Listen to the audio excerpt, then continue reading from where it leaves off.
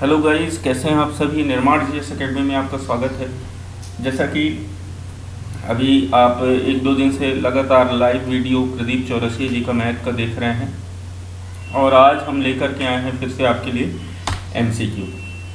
जैसा कि एमसीक्यू में क्या रहेगा, तो बायोलॉजी मानव शरीर का क्रिया विज्ञान, ठीक है, जिसमें मैंने जो अभी तक आपको क्लास में पढ़ाया है उसी से संबंधित जो क्वेश्चंस रहेंगे वो आपकी स्क्रीन पर रहेंगे। उनका आंसर भी मैं आपको बताता चलूँगा, और जो भी क्वेश्चंस हैं उनको बढ़िया तरीके से हम सॉल्व करेंगे। तो चलिए शुरू करते हैं आज का सेशन में देखिए बहुत सारे क्वेश्चंस आपके पढ़े हुए मिलेंगे, ठीक है, तो बिल्कुल आपसे बनते हुए क्वेश्चंस मिलेंगे, तो कोई दिक्कत नहीं है, बढ़िया से उसको सॉल्व करते हैं, ठीक है। पहला क्वेश्चन आपकी स्क्रीन पर ये रहा कि मनुष्य में कितनी हड्डियां होती हैं, 212, 206, 202, 200। तो मैंने पहली क्लास में जब हड्डियों का स्केलेटन सिस्टम आपको पढ़ाया था तो उसमें बताया था मानव शरीर में 206 हड्डियां होती हैं, ठीक है, और 206, और जब हम शिशु अवस्था में होते हैं तो उस समय नवजात की बात नहीं कर रहे हैं, जब हम धीरे धीरे थोड़ा बड़े होने लगते हैं, अपने पैरों पर चलने लगते हैं, तो उस समय पे हमारी रीढ़ की हड्डियों में जो कमर की हड्डियां होती हैं उसमें एक की संख्या 3 होती है, एक की संख्या 2 होती है। तो 3 2 5, 6 5 11 और 1 12, टोटल 212 हड्डियां हमारे देखा जाए तो 10 वर्ष की अवस्था तक में होती है। लेकिन आपको ध्यान रखना, अगर क्वेश्चन आंसर आता है, क्वेश्चन में पूछा जाता है कितनी हड्डियां होती हैं, तो लगभग 206 हड्डियां होती हैं। नेक्स्ट क्वेश्चन, नवजात शिशुओं में हड्डियों की संख्या लगभग कितनी होती है। तो इसको मैंने बताया था कि लगभग आपका क्वेश्चन जो पूछा जाता है वो एग्ज़ाम में व्यापम इत्यादि भी मानते हैं कि लगभग बच्चों में 300 प्लस हड्डियां होती हैं। तो यहाँ पे इसका सही आंसर क्या हो जाएगा, ऑप्शन नंबर सी, 300 हड्डियाँ, ठीक है। बढ़ते हैं नेक्स्ट क्वेश्चन की ओर। अगला क्वेश्चन ये है कि मनुष्य की खोपड़ी में कितनी अस्थियाँ होती हैं। मैंने आपको बताया था कि मनुष्य का जो स्केलेटन सिस्टम है वो अक्षीय और उपांगीय कंकाल तंत्र में बटा है। अक्षीय कंकाल तंत्र के अंतर्गत सबसे पहले हम खोपड़ी की हड्डी पढ़ते हैं। अक्षीय कंकाल तंत्र में कुल कितनी हड्डियों को सम्मिलित किया गया है, तो लगभग 80 हड्डियों को सम्मिलित किया गया है, जबकि उपांगीय में कितनी होती हैं, तो 126 हड्डियाँ। इन दोनों को आपस में जोड़ दिया जाए तो टोटल 206 बनती हैं। तो अक्षीय में 80 हड्डियाँ और खोपड़ी में टोटल कितनी होती हैं, तो अक्षीय के अंतर्गत ही खोपड़ी आती है, तो लगभग 29 हड्डियाँ हमारी रहती हैं, ठीक है।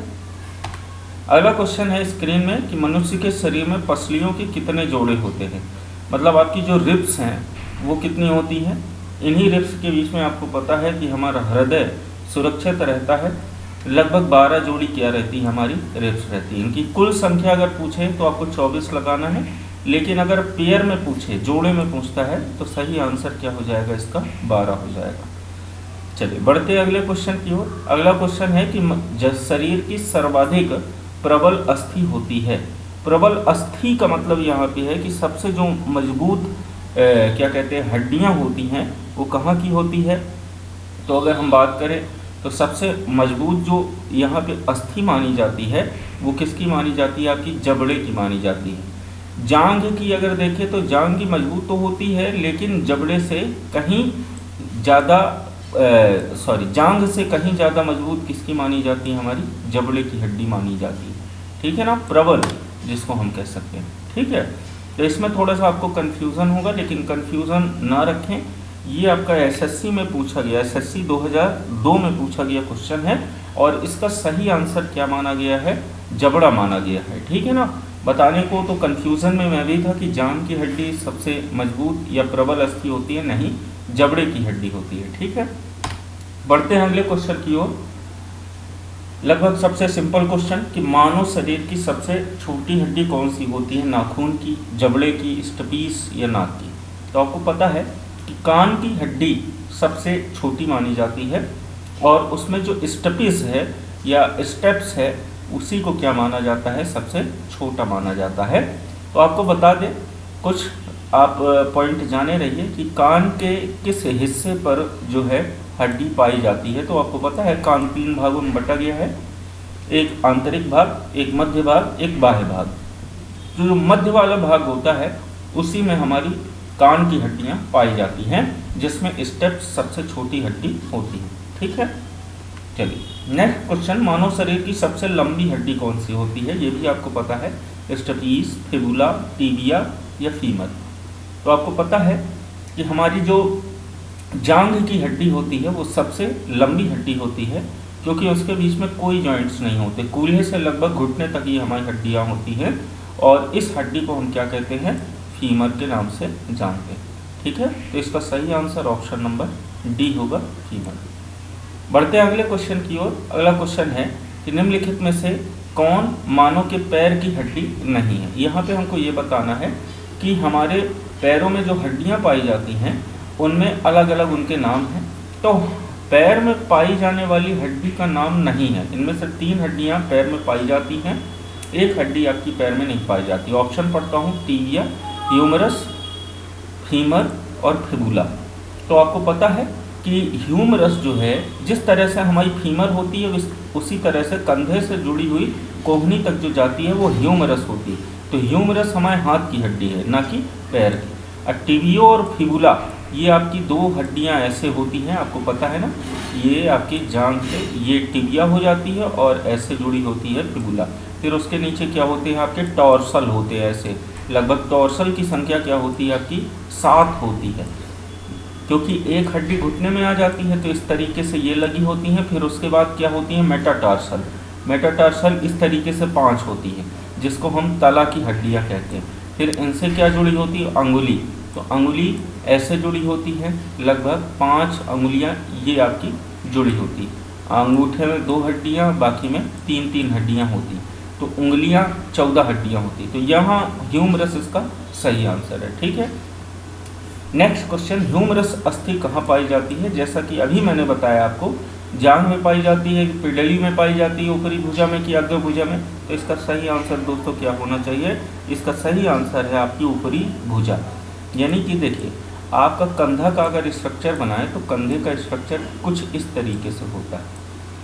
ठीक है, और इससे ये हड्डी ऐसे हाथ की हमारी निकली होती है, ये इसी को क्या कहा जाता है? आपका ह्यूमरस कहा जाता है। और इससे जुड़ी होती कौन सी? ये टिबियो कह रहा हूँ, ये एक रेडियो होती है और इससे जुड़ी होती है अग्ना। इसके नीचे कलाई की हड्डी हो जाती हैं, लगभग कलाई की 8 हड्डियाँ होती, दोनों हाथों में मिला के 16 हड्डियाँ। इसका सही आंसर क्या हो जाएगा? ऊपरी भुजा हो जाएगी। ठीक है, चलिए नेक्स्ट क्वेश्चन आपकी स्क्रीन पे ये रहा। मनुष्य के शरीर में पैर की हड्डी क्या होती है? खोखली होती है, सरंध्री होती है, ठोस होती है, कीलक होती है? तो ये बिल्कुल सिंपल सा है, ये सरंध्री होती है। इसका सही आंसर दोस्तों सरंध्री होती है, मतलब उनमें छोटे छोटे छिद्र पाए जाते हैं। यदि आप बारीकी से या नेट में डाल के इसकी इमेज को देखेंगे तो मान लो ये पैर की तुम्हारी हड्डी है, तो इसमें छोटे छोटे ऐसे छिद्र होंगे जिन्हें हम सरंध्र कहते हैं। ठीक है ना, जैसे रंध्र आपने पत्तियों में पढ़ा होगा पेड़ों के, तो वही रंध्र इसमें सरंध्र इसको कहा जाता है। ऐसे ऐसे छोटे छोटे ऐसे छिद्र होते हैं। ठीक है ना, चलिए अगला क्वेश्चन है कि टिबिया नामक हड्डी किस में पाई जाती है? तो अभी मैंने बताया कि ये एक तो आपकी ये हो गई फीमर, और फीमर से जुड़ी होती है टिबिया, और उसके बगल में क्या होती है? फिबुला। तो ठीक है, तो ये किस में पाई जाती है? आपकी टांग में पाई जाती है, भुजा में नहीं पाई जाती, ना ही खोपड़ी में, ना ही मुंह में। ठीक है, कहाँ पाई जाती है? आपकी टांग में पाई जाती है। ठीक है, नेक्स्ट क्वेश्चन, मानव शरीर के किस अंग की हड्डी सबसे लंबी होती है? तो आपको पता है कि मानव शरीर में जो सबसे लंबी हड्डी होती है वो क्या मानी जाती है? फीमर। और फीमर हम किसे कहते हैं? जांघ की हड्डी को, ना कि मेरुदंड, ना कि रिबकेज, ना कि भुजा। जांघ की हड्डी क्या है? सबसे वजनी भी होती है और सबसे लंबी भी होती है। बढ़ते हैं, अगला क्वेश्चन है आपकी स्क्रीन में कि दांतों तथा हड्डियों में पाए जाने वाले तत्व हैं, यानी कि दांत और हड्डियों में कौन सा तत्व पाया जाता है? ऑप्शन ए है पोटेशियम व कैल्शियम, ऑप्शन बी है कैल्शियम व मैग्नीशियम, ऑप्शन सी है कैल्शियम व फास्फोरस, ऑप्शन डी है फास्फोरस व सल्फर। तो आपको पता है कि हमारे दांत जो इनेमल होता है, जो कि शरीर का सबसे मजबूत हिस्सा होता है, इनेमल पेशी मानी जाती है, तो वो कैल्शियम फास्फेट की बनी होती है। तो फास्फेट जहाँ पे आ गया तो आपको पता है फास्फोरस, मतलब इसका सही आंसर क्या हो जाएगा? कैल्शियम और फास्फोरस। ठीक है ना, चलिए तो बढ़ते हैं अगले क्वेश्चन की ओर। अगला क्वेश्चन है आपका कि वृद्धावस्था में मनुष्य की हड्डियां क्यों कमज़ोर हो जाती है? यानी कि जब कोई व्यक्ति बुजुर्ग हो जाता है तो हड्डियाँ क्यों कमज़ोर हो जाती है? आपको पता है कि ना तो आयोडीन से होगा, ना ही लोहे की कमी से, और ना ही कोबाल्ट की कमी से। बचता क्या है? कैल्शियम। अभी बताया मैंने कि हड्डियाँ किसकी बनी होती है? कैल्शियम और फास्फोरस की। और बुजुर्ग अवस्था में हमारा जो कैल्शियम है वो उसकी कमी हो जाती है। इसी वजह से बुजुर्ग अवस्था या वृद्धावस्था के दौरान मनुष्य की हड्डियाँ क्या हो जाती हैं? कमज़ोर हो जाती हैं। ठीक है, चलिए अगला है कि अस्थि में यानी कि हमारी हड्डी में कौन सा लवण सर्वाधिक मात्रा में होता है? Option A calcium phosphate, option B sodium chloride, option C ferric nitrate, या ऑप्शन डी मैग्नीशियम कार्बोनेट। तो आपको पता है कि कैल्शियम फास्फेट, अभी मैंने बताया CaPO3 यानी कि जो कैल्शियम फास्फेट है हमारी अस्थि और दांत में पाया जाता है। मतलब निश्चित रूप से यही एक लवण है जो हमारी हड्डियों में पाया जाता है। तो इसका सही आंसर क्या हो गया? Option number A. बढ़ते हैं अगले क्वेश्चन की ओर। अगला क्वेश्चन सिंपल सा है, ये हमेशा कन्फ्यूज़न, लिगामेंट और टेंडन। देखिए इसका सही आंसर लिगामेंट और टेंडन दोनों में से कोई एक है, और लिगामेंट और टेंडन में हम हमेशा कन्फ्यूज़न हमें हो जाता है। तो देखिए कहता है कि अस्थियों व पेशियों को आपस में कौन जोड़ता है? Option A ligament, option B tendon, option C उपस्थि, या ऑप्शन डी एक नई छोटी पेशी। तो इसका सही आंसर दोस्तों टेंडन। ठीक है ना। देखिए जब हड्डी से यानी कि बोन से बोन जुड़ती है तब उसको क्या कहा जाता है? लिगामेंट। तो BLB ये आपको याद रखना है, और MTB एक ये शॉर्ट ट्रिक से याद रखना है। मसल्स और ये टेंडन और ये बोन, और यहाँ पे बोन लिगामेंट बोन। तो ये आपको ऐसे याद रखेंगे। अगर ट्रिक तो आप अपनी भी ट्रिक बना सकते हैं। BLB ये तो बनेगा, या LBB या BBL ऐसा बना सकते हैं। इसका TMB या BMT या BTM ऐसा कुछ भी बना सकते हैं, या MTB बना सकते हैं। ठीक है ना। तो इस तरीके से आपको याद रहेगा ये चीज़। नेक्स्ट क्वेश्चन है कि मनुष्य के जीवन काल में कितने दांत, यहाँ पे दांतों की क्वांटिटी पूछा है, कितने दांत 2 बार विकसित होते हैं? ऑप्शन है 4, option B 12, option C 20, option D 28। तो दोस्तों आपको सही आंसर पता होना चाहिए। अगर नहीं पता तो मैं बता देता हूँ। मानव के जीवन में 2 बार दांत, लगभग 20 दांत ऐसे होते हैं जो 2 बार विकसित होते हैं, तीसरी बार विकसित नहीं होते। इसीलिए कहते हैं ना कि अगर आपका दांत, दूधिया दांत पहला टूटता है, फिर उसके बाद एक और उगता है, लेकिन अगर एक गलती से पुनः टूट गया तो उग जाता है, लेकिन तीसरी बार अगर टूटा तो फिर वो नहीं उगता। ठीक है, चलिए नेक्स्ट क्वेश्चन है कि मानव शरीर में पाचन का अधिकांश भाग किस अंग में संपन्न होता है? मैंने बताया था कि पाचन क्रिया मुख से शुरू होती है, और आपकी छोटी आंत में लगभग भोजन का संपूर्ण पाचन हो जाता है। तो भोजन का अधिकांश पाचन किस अंग में संपन्न होगा? ये आपका आंसर हो जाएगा छोटी आंत। ठीक है ना तो पैनक्रियाज में, ना ही बड़ी आंत में, ना ही आमाशय में। इसका सही आंसर क्या हो जाएगा? छोटी आंत। ठीक, चलिए बढ़ते अगले क्वेश्चन की ओर।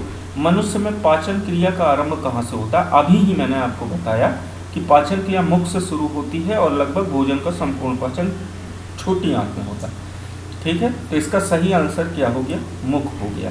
ठीक है, ना कि मलाशय, ना कि आमाशय, ना ही पक्वाशय।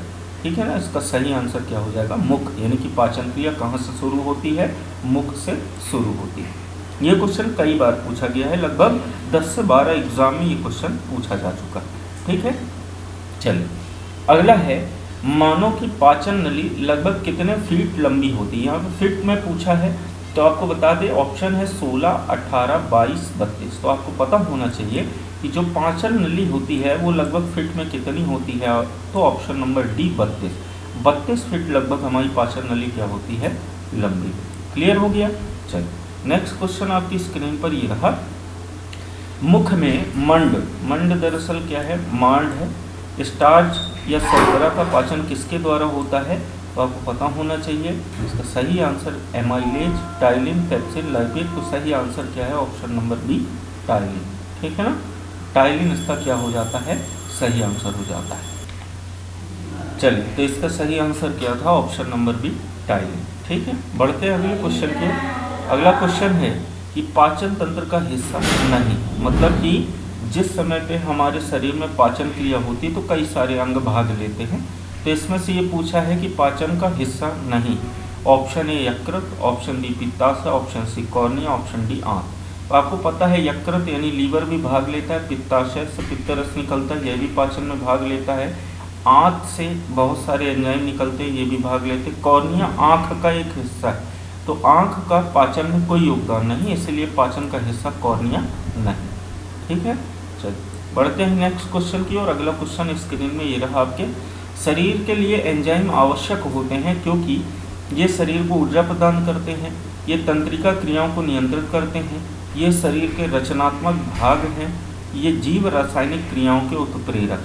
तो दोस्तों इसका सही आंसर क्या है, ये जीव रासायनिक क्रियाओं के उत्प्रेरक हैं। उत्प्रेरक का मतलब होता है एक्साइटमेंट, जैसे यानी कि पाचन क्रिया में महत्वपूर्ण अपना योगदान निभाने का कार्य किसका होता है, तो एंजाइम का होता है। ठीक है ना, शरीर के रचनात्मक भाग नहीं हो सकते, ना ही तंत्रिका तंत्र को नियंत्रित करते हैं। तंत्रिका तंत्र अपने स्वयं को नियंत्रित करता है, जिसमें से मुख्य केंद्रीय तंत्रिका तंत्र। शरीर को ऊर्जा ये नहीं प्रदान करते, बल्कि ग्लूकोज, प्रोटीन, वसा ये सब प्रदान करते हैं। ठीक है, तो इसका सही आंसर क्या है, ऑप्शन नंबर डी।